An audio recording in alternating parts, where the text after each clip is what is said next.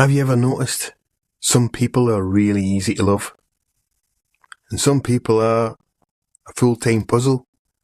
Some people make you feel peaceful. And some people make you feel drained. Some people seem easy to understand. And some people leave you thinking, why is this so hard? Maybe one of the biggest mistakes we make in relationships is this. We try to love people without first understanding them. We try to fix them, manage them, correct them, rush them, advise them, when what they may need most is to feel seen, safe, and understood. Because people don't usually open their hearts when they feel pushed.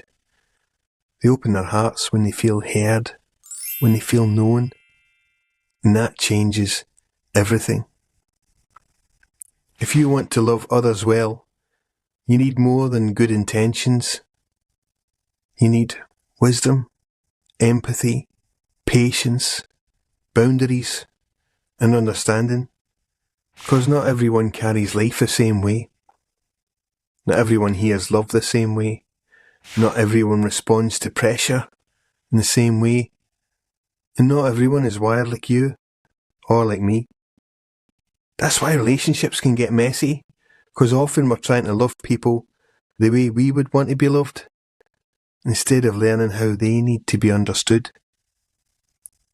And that's where things start to change. So what are you juggling? A chaplain once shared an image I've never forgotten. It's brilliant. He said life is a bit like juggling fruit. And relationships aren't all the same. Some things are more fragile than others. Your spouse or your partner's a bit like an egg. If you drop it, it's very hard, if not impossible, to repair completely. Children can be a bit like a banana. They're not the easiest thing to juggle. They're precious, they're awkward, and easy to mishandle. In-laws, well, maybe they're a bit like lemons sometimes. Still important, still part of the fruit bowl. Just a little bit different, but they bring an amazing flavour to your recipe. And then there's work. Work's usually a bit more like a tennis ball. If you drop that, most of the time it bounces. But many of us treat work like the tennis balls filled with nitroglycerin. We're terrified to let it drop, aren't we? So we give it the kind of emotional priority it was never meant to have. And before long, the tennis ball gets bigger. It becomes a football.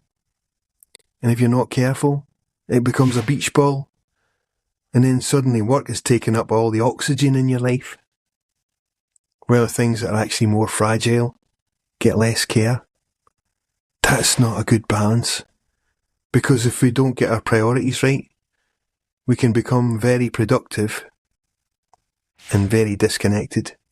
Some of the things we drop recover quickly, and some don't. What love actually looks like. The Bible gives us one of the clearest descriptions of love in 1 Corinthians 13. I know I've said this before, but it's so important. Love is patient. Love is kind. Love is not proud, not self-seeking, not easily angered, keeps no record of wrongs, always protects, always trusts, always perseveres. That's not just poetry. That's a blueprint. And if we're honest, a lot of relational pain doesn't come from people being evil. It comes from people being rushed, misunderstood, hurt, defensive, unhealed, or simply not paying enough attention. Because love is not just a feeling. Love is how you handle someone when they're not at their best. That's where love becomes real. And if you know what kind of vehicle you're loving, this is where understanding becomes powerful, because not everyone's wired the same.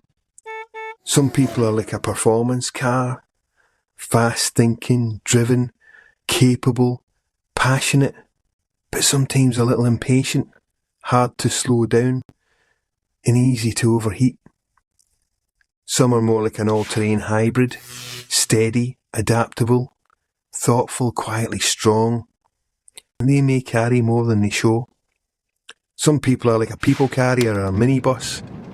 Sounds funny, but they're transporting everyone else's needs, making sure everyone's involved and on board, always available, always helping, but often neglecting themselves. And then there's some that's more like a Land Rover, a classic car, strong, resilient, built for rough terrain, but sometimes they can seem tough on the outside, while carrying a lot internally. And here's the point. If you don't understand the vehicle, you may keep using the wrong approach and not getting the best out of your relationship.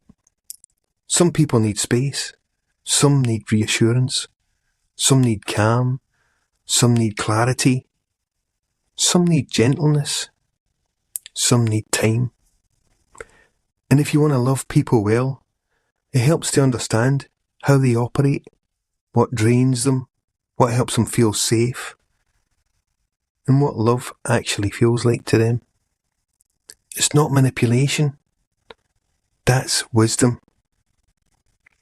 Understanding someone's wiring can stop you fighting battles you never ever needed to have in the first place. One of the greatest acts of love is listening. Listening like your ears are on stalks. Because one of the greatest things you can do for another person is to listen to them until you hear their heart, not just their words, the very heart. It's harder than it sounds, because a lot of us don't really listen. We wait to reply, we wait to fix, we wait to advise, but people feel deeply loved when they feel deeply heard.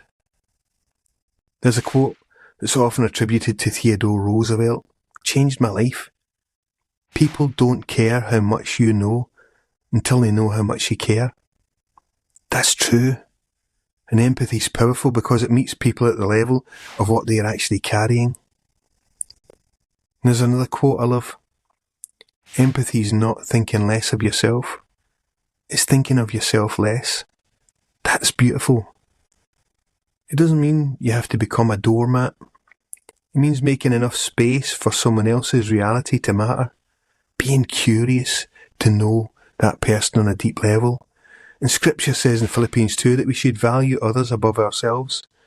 Not because we're worthless, but because love is willing to step out of self-focus and into understanding.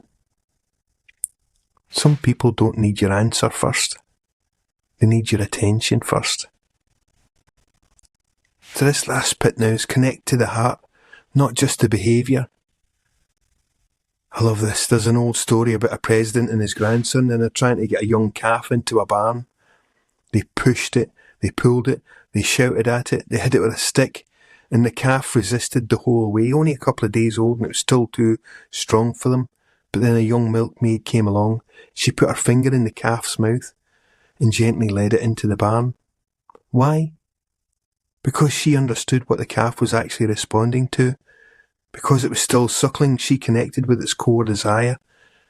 That's such a picture of people, because a lot of us spend our lives reacting to people's behaviour without understanding what's underneath it.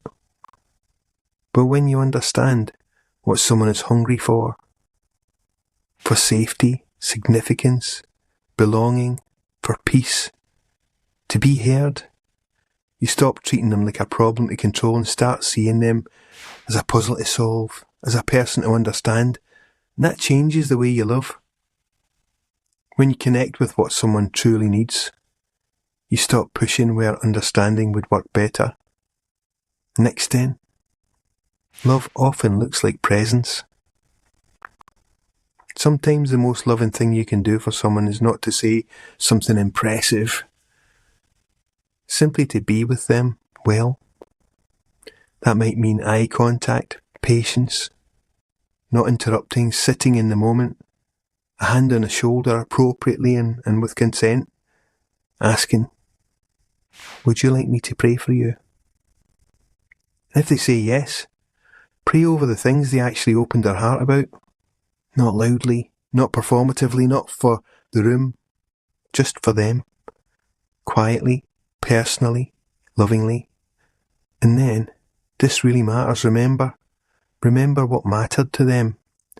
And next time you see them, ask, how's it going? That's how people know they matter. Being remembered is one of the deepest forms of being loved. Next then, you can't love others well without forgiveness. And there's one more thing that sits right at the centre of loving others well.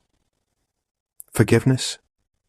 Because if we don't learn to forgive, we end up trying to love people while secretly carrying poison.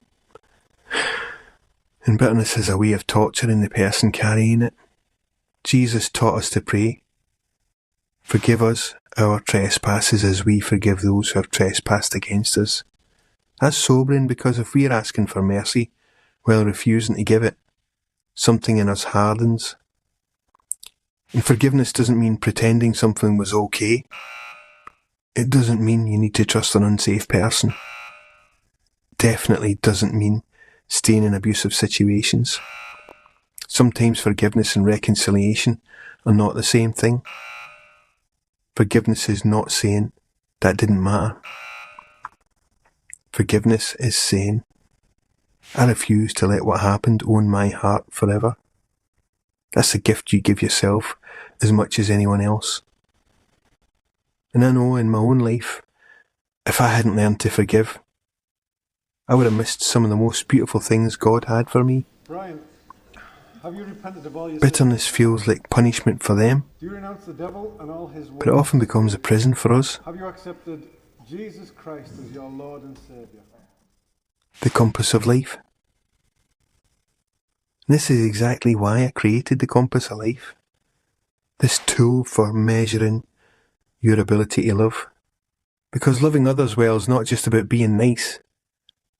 That comes into it, but it's about learning how love actually works, how people are wired, what they need most, and what wise, healthy love looks like in practice. And the vehicle quiz is part of that, because once you understand how you operate and how others operate, relationships start making more sense. Not perfectly, but just more clearly. And that clarity can save a lot of unnecessary pain and misunderstanding. So maybe this week, instead of asking, how do I get that person to change? Ask, what might they be carrying? What kind of person am I trying to love? What do they need to feel safe, seen and understood? Because some of the greatest love you will ever give won't come through big speeches.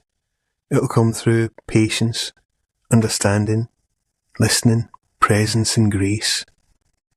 Only connect.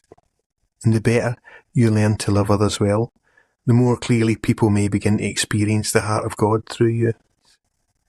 In the next video, we'll look at how to love Scripture, so that truth doesn't just sit in your head, but becomes something living, cleansing, and life-giving in your heart. Thanks for staying with me. I'll see you in there.